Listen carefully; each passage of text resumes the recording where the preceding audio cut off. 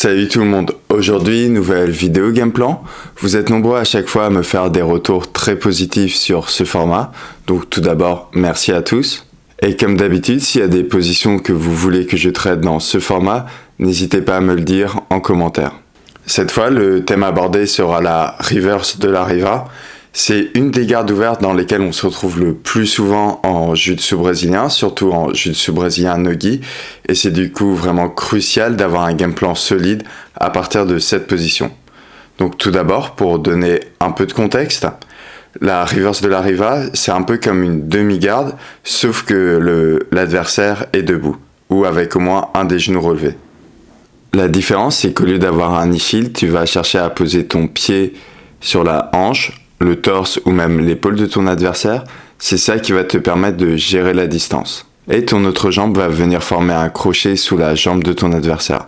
C'est ça le fameux crochet reverse de la Riva. Ta main intérieure peut, elle, venir saisir le talon de ton adversaire ou éventuellement la cheville de ton adversaire.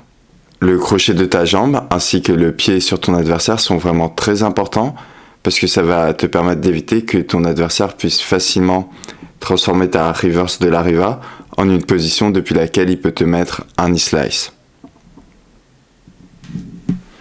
Maintenant qu'on a donné un peu de contexte en parlant du placement en reverse de la Riva, on va pouvoir aborder la partie vraiment game plan avec les différentes options à privilégier.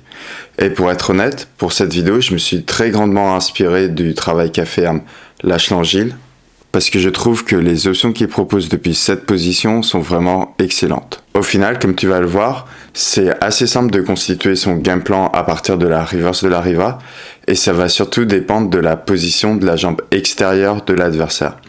On va donc voir 3 scénarios. Premier scénario quand l'adversaire a la jambe proche de toi.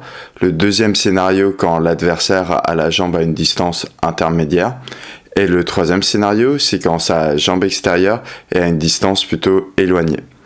Donc on va avoir 3 options assez simples et assez basiques pour ces 3 scénarios.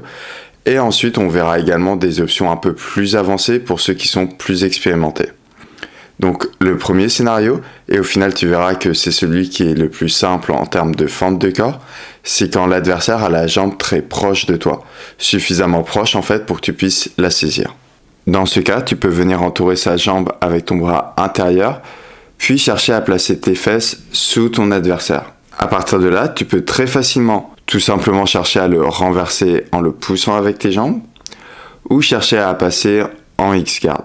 Et depuis la X-guard, tu peux ensuite renverser, prendre le dos ou attaquer en clé de jambe. Si tu connais mal la X et la single X, je t'invite d'ailleurs à regarder ma vidéo game plan pour y voir plus clair. Si tu es plus expérimenté, tu peux aussi dans ce scénario chercher à prendre la K-guard.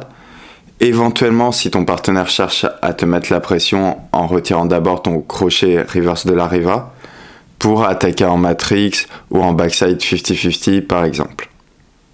Le deuxième scénario, imaginons maintenant que ton adversaire a sa jambe placée à une distance qu'on peut dire intermédiaire. Elle n'est pas très éloignée, mais elle est un peu trop loin pour que tu puisses la saisir directement avec ton bras.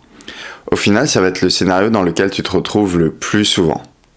Dans ce cas-là, il y a une technique que tu dois absolument maîtriser, c'est le Kiss of Dragon.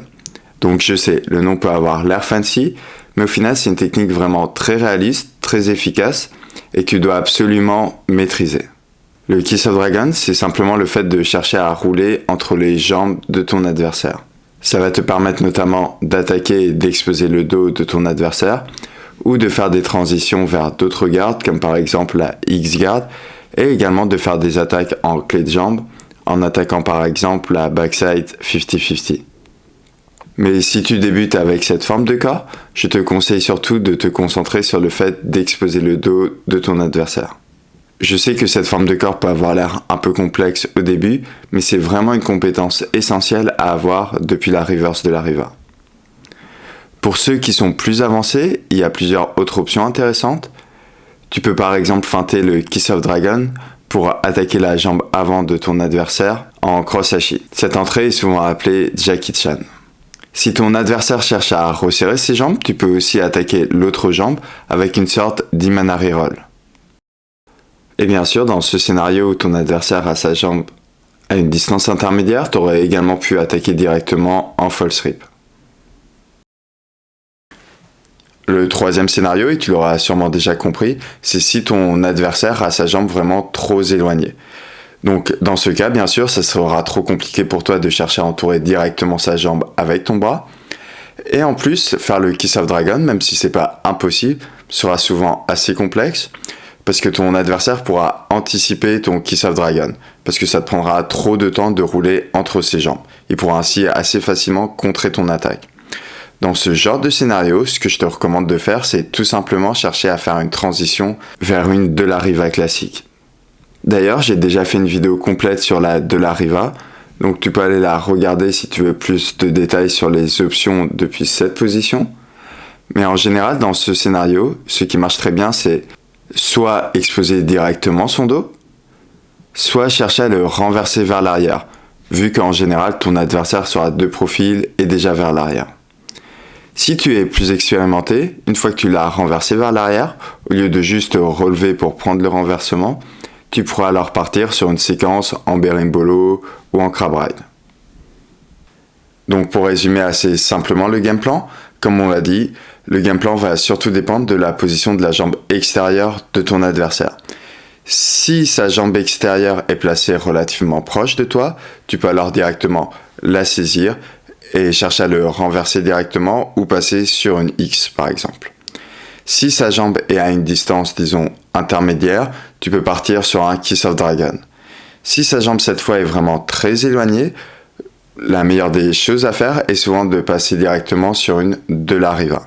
Bien sûr, il existe beaucoup d'autres options depuis la reverse de la Riva, comme le fait d'attaquer directement en false rip, c'est une excellente option en soi.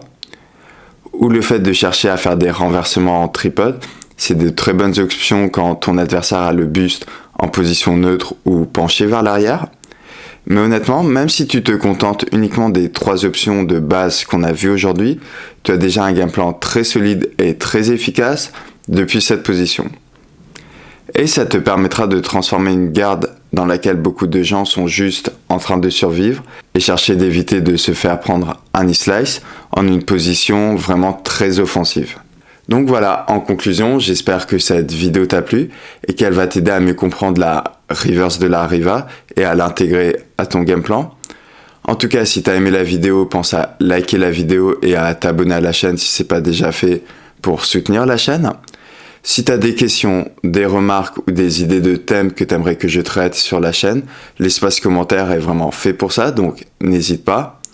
Tu peux également me suivre sur Instagram, le nom du compte c'est Jonathan-IFT et je te dis à très bientôt.